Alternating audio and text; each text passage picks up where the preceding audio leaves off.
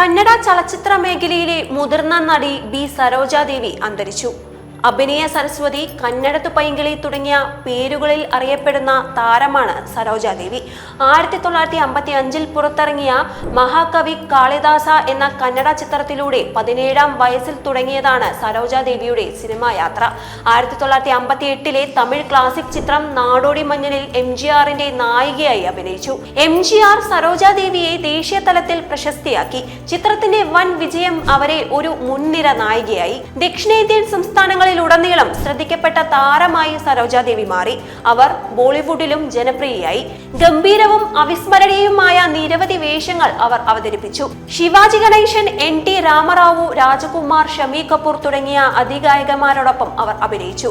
1969 പത്മശ്രീയും 1992 പത്മഭൂഷണും നൽകി രാജ്യം സരോജാദേവിയെ ആദരിച്ചു. തമിഴ്നാട്ടിൽ നിന്നുള്ള കലൈമാമണി അവാർഡും ബംഗളൂരു സർവകലാശാലയിൽ നിന്ന് ഓണററി ഡോക്ടറേറ്റും അവർക്ക് ലഭിച്ചു.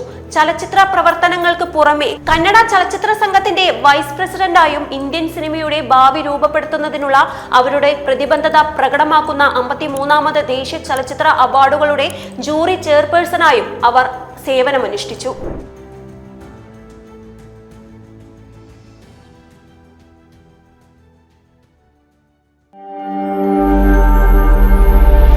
നാഷൻ ന്യൂസ് ലൈവ്, സത്യം, ചരിത്രം, വർത്തമാനം.